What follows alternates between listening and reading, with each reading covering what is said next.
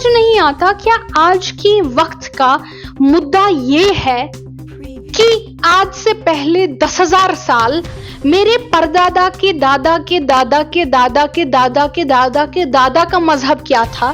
क्या ये मुद्दा है इस वक्त? या इस वक्त का मुद्दा ये है कि हमारे 30% नौजवान बेरोजगार हैं? क्या इस वक्त का मुद्दा यह है कि हर 10-10 मिनट बाद हमारे ड्रग एडिक्शन सेंटर में एक ड्रग एडिक्ट हमारा नौजवान भर्ती होता है? क्या इस वक्त का मुद्दा यह है कि हमारी बहनें सुबह से लेकर शाम तक हम रोज न्यूज पढ़ते हैं इतनी सुसाइड रेट्स होती हैं? क्या इस वक्त का मुद्दा यह है कि डोमेस्टिक वायलेंस, घरेलू तशद्दुद की अगर आप बात करें, रोज कोई ना कोई वीडियो आता है जहां कोई ना कोई औरत कत्ल हो गई होती है? क्या इस वक्त का मुद्दा यह है कि हमारे दुकानदारों की कोई खरीद नहीं होती? मुझे बताइए इस वक्त का मुद्दा क्या है? लेकिन जो भी सियासतदान, चाहे बीजेपी के सियासतदान या बाकी सियासतदान हो, जो कॉन्स्टेंटली हिंदू मुस्लिम मुस्लिम हिंदू हिंदू मुस्लिम मुस्लिम हिंदू करते रहते हैं, ये मेरा उनसे सवाल है कि इस वक्त की बात आप क्यों नहीं करते? बीजेपी से बार बार ये बयान आते हैं कि जम्मू और कश्मीर की आवाम उनके साथ है। अगर जम्मू और कश्मीर की आवाम आप लोगों के साथ है, बीजेपी के साथ है, तो आप लोगों की टांगे क्यों थर-थर आती हैं इलेक्शन में आने से? क्योंकि आज बीजेपी का सबसे बड़ा दुश्मन यहाँ पे कौन है? शेर कश्मीर। जब से आए हैं कभी उनकी छुट्टी को हटा देते हैं, कभी उनका नाम हटा देते हैं, कभी उनका नाम उधर से हटा देते हैं, इधर से हटा देते हैं। तो बीजेपी का सबसे बड़ा दुश्मन आज शेर कश्मीर है। मुफ्त में एक आतिश चिनार शेख मोहम्मद अब्दुल्ला साहब शेर कश्मीर की एक ऑटोबायोग्राफी आपको देने को तैयार हैं, ताकि आप सीखें, उससे पढ़ें कि सियासतदान किस तरह से बना जाता है। आप सियासतदान बनिए। अगर नहीं पता सियासतदान किस तरह से बनते हैं, तो शेख मोहम्मद अब्दुल्ला साहब की हम बायोग्राफी आपको मुफ्त में देने को तैयार हैं। अपना एड्रेस हमको सेंड कर दीजिए। आप सियासतदान हैं या आप एक सियासी दुकानदारी कर रहे हैं?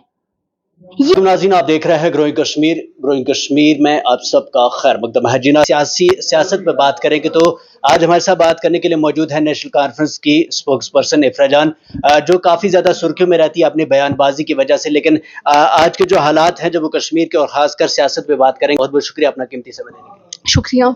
मैम, आपसे सीधा सवाल पे जाऊंगा कि जिस तरीके से जम्मू कश्मीर की सियासत में जो बड़े नेता हैं, जिस तरीके से गुलाम नबी आज़ाद साहब है, कांग्रेस पार्टी छोड़कर डेमोक्रेटिक आज़ाद पार्टी बनाई, और दिनों से उनकी बयान की वजह से काफ़ी ज़्यादा वो सुर्खियों में है। उनका बयान ये सामने आना और हिंदू मुस्लिम का बयान जो जम्मू कश्मीर में कभी भी नहीं दिखता था, और खासकर जम्मू कश्मीर के नेता इस पर कभी भी कंट्रोवर्सी नहीं करते थे, लेकिन उनका ये बयान आना किस तरीके से देखती है नेशनल कॉन्फ्रेंस और किस तरीके से देखती है इफ्रा जानिए? देखिए, नेशनल कॉन्फ्रेंस को इस तरीके से देखती है कि ये उनका बयान है, ये सवाल उनसे पूछना चाहिए। ये नेशनल कॉन्फ्रेंस का ऑफिशियल स्टैंड है। We have nothing to do with it. लेकिन अगर आप मुझसे, हालांकि it's not a personal comment, लेकिन मैं भी एक सियासतदान हूँ, छोटी मोटी सियासतदान नहीं, एक सियासतदान जरूर हूँ। हमारी नेशनल कॉन्फ्रेंस पॉलिटिकल पार्टी में हमको जब भी बात होती है पॉलिसी के ऊपर होती है। क्या लोगों से उनका हक तो नहीं छीना जा रहा? क्या किसी गरीब पे जुल्म तो नहीं हो रहा? अगर हो रहा तो उसको किस तरह से ठीक करना चाहिए? क्या लोग उनके पास उनके हकूक हैं, बोलने के हकूक हैं, प्रोटेस्ट करने के हकूक हैं, क्या वो महफूज हैं? क्या लोगों की जमीन महफूज है? क्या उनके कानूनी हक महफूज है? औरतों के क्या मसाइल हैं? हमारी बहनों के क्या मसाइल हैं? हमारी माओं के क्या मसाइल हैं? हमारे नौजवानों के क्या मसाइल हैं? ये जो गर्मी इस वक्त पड़ी हुई है, क्लाइमेट चेंज आ रहा है, इसको किस तरह के, इससे क्या पॉलिसी बनाए कि डील किया जाए? अगर जमीन का डिस्ट्रीब्यूशन है, अगर शेख साहब ने लैंड टू द टिलर उस वक्त लाया था जिसमें 13 लाख कनाल जमीन गरीबों को दिया गया, इस तरह की किस तरह की और कैसी पॉलिसीज ला सकते हैं जिससे एक गरीब को राहत मिले? दुकानदारों पे अगर ऑनलाइन शॉपिंग, आज इतनी ऑनलाइन हो गया है, सब ऑनलाइन आ रहा है, दुकानदार हमारे बैठे हैं, इन किस तरह से हम एक पॉलिसी बनाएं कि इन दुकानदारों के पास पैसा फिर से आना शुरू हो जाए? ये बयान होते हैं, ये तफसीर होती है, ये हम उमर साहब से डिस्कस कर रहे होते हैं। ये नेशनल कॉन्फ्रेंस का डेली रूटीन है। या 370 पे जो हमारी लीगल स्ट्रैटेजी क्या रहेगी, हमारा वकील क्या बोलेगा, किस तरह से लड़ा जाएगा सुप्रीम कोर्ट में, ये एक आम पॉलिटिकल, हमारी एज अ पॉलिटिकल पार्टी सुबह से रात तक इस बात पे बात होती है। मुझे समझ नहीं आता क्या आज की वक्त का मुद्दा ये है कि आज से पहले 10,000 साल मेरे परदादा के दादा के दादा के दादा के दादा के दादा के दादा का मजहब क्या था? क्या ये मुद्दा है इस वक्त? या इस वक्त का मुद्दा ये है कि हमारे 30% नौजवान बेरोजगार हैं?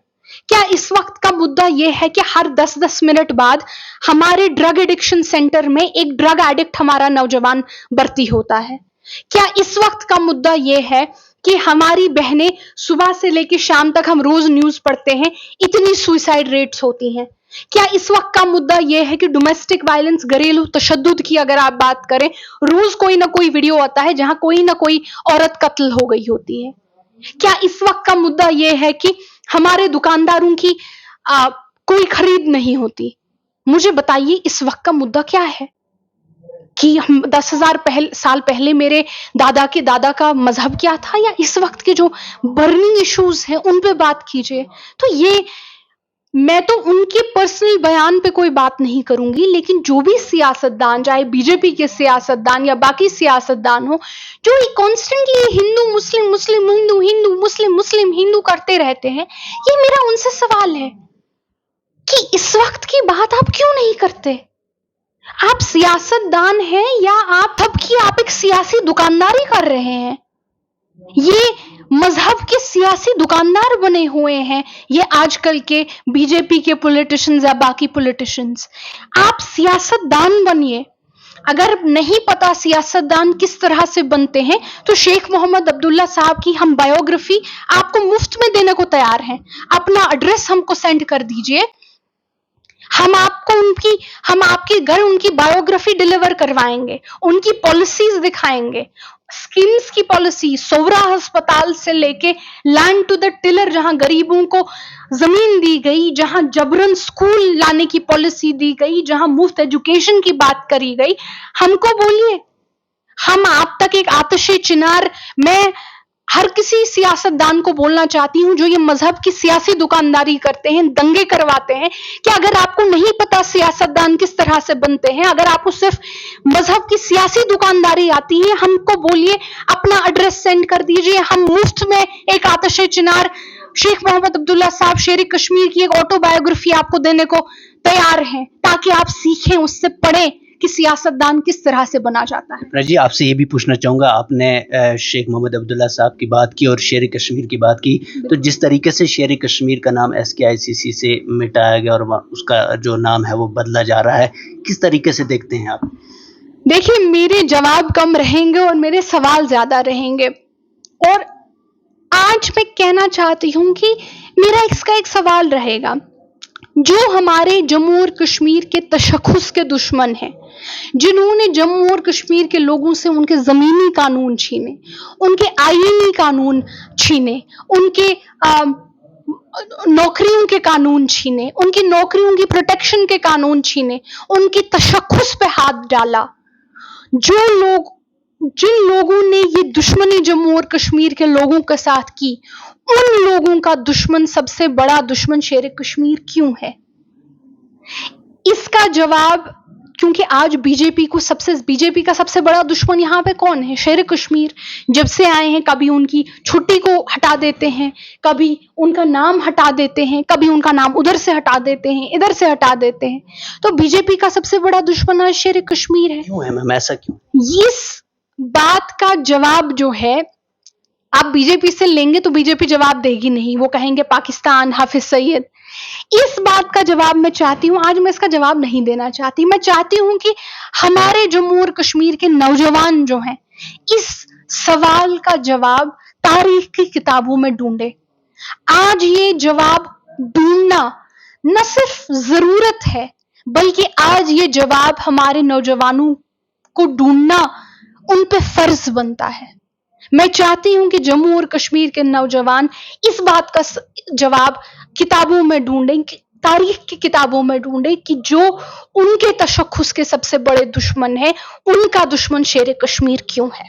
इफ़रा जी, ये भी जानना चाहूँगा, पीएचडी की बात करेंगे और उसके बाद जो सबसे ज़्यादा मीटिंगें होती थी या तो वो फ़ारूक अब्दुल्ला की रिहाइश पर होती थी या महबूबा मुफ्ती की। लेकिन उस समय लोगों को ये दिखाया गया था कि पीएचडी जो है वो कभी टूटेगी नहीं, एक साथ मिल कर के लड़ेंगे। और उसके बाद ये पीडीपी की ओर से बयान सामने आना और जहाँ पर ये कहा गया कि पीएचडी जो है उसमें दरार पैदा हो गई है। क्या उस समय लोगों को क्यों बेवकूफ़ बनाया गया था? अगर जी आपके अपने सियासी मफ़ाद हैं, एक-दूसरे के साथ मिल नहीं पाते, तो उस समय लोगों को क्यों धोखा दिया? पहली बात तो पीएचडी की आपने खुद कहा कि बयानबाजी जो शुरू हुई, जो गलत बयानबाजी थी, यूनिटी को तोड़ने की बयानबाजी थी, आपने खुद कहा वो पीडीपी की तरफ से आई। वो वहीद पराजी जो पीडीपी के यूथ लीडर हैं उनकी तरफ से आई। तो क्यों उनकी तरफ से पीएचडी को तोड़ने की बयानबाजी आई? इसके पीछे क्या वजह है? इसके पीछे कौन से हाथ हैं? ये सवाल का जवाब तो मुझे लगता है कि पीडीपी के स्पोक्स पर्सन या जिन्होंने ये बयानबाजियां पीडीपी से की वो बेस्ट देंगे। तो ये सवाल उनसे पूछने की जरूरत है। जहां तक पीएचडी की मीटिंग्स की बात है, उसकी बात है, पीएचडी के स्पोक्स पर्सन जो हैं, आप मेरा आपसे गुजारिश रहेगी कि आप ये, क्योंकि मैं बात कर सकती हूँ नेशनल कॉन्फ्रेंस के मुद्दों पे, क्योंकि मैं नेशनल कॉन्फ्रेंस के साथ जुड़ी हुई हूँ। जो पीएचडी के स्पोक्स पर्सन है कि पीएचडी का क्या एजेंडा है, क्या चल रहा है, किधर जा रहा है, मुझे लगता है कि ये भी सवाल आपको उन स्पोक्स पर्सन से करने की जरूरत है। I don't want to go into his domain. क्या आप इतना कह सकते हैं कि पीएचडी में अभी कोई दरार नहीं है? PhD it is not for PhD का कोई भी सवाल जो होगा वो पीएचडी का स्पोक्स पर्सन ले सकता है। नेशनल कॉन्फ्रेंस का कोई भी सवाल होगा नेशनल कॉन्फ्रेंस का स्पोक्स पर्सन ले सकता है। पीडीपी से बयानबाजी क्यों होती है पीएचडी के खिलाफ, ये पीडीपी का स्पोक्स पर्सन इस पे जवाब दे सकता है। ये अपने अपने तंजीमें हैं और अपनी अपनी तंजीमों के स्पोक्स पर्सन जो हैं they are best suited to respond to कि उनकी तंजीम में क्या प्रॉब्लम है, क्या नहीं है और क्या वे फॉरवर्ड है। एलजी साहब का हाल ही में आज ही दिन में बयान आया कि जिन लोगों ने जम्मू कश्मीर के लोगों को बेवकूफ़ बनाया है वही लोग जो है जो बयानबाजी कर रहे हैं वही लोग 50,000 जानों के जिम्मेदार हैं। देखिए, एलजी ऑफिस से तो बहुत खैर बयानबाजियां आती रहती हैं।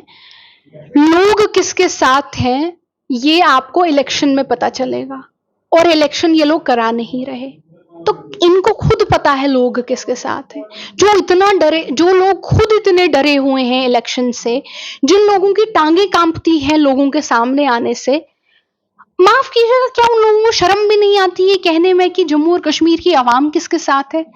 इनकी बीजेपी से बार बार ये बयान आते हैं कि जम्मू और कश्मीर की आवाम उनके साथ है।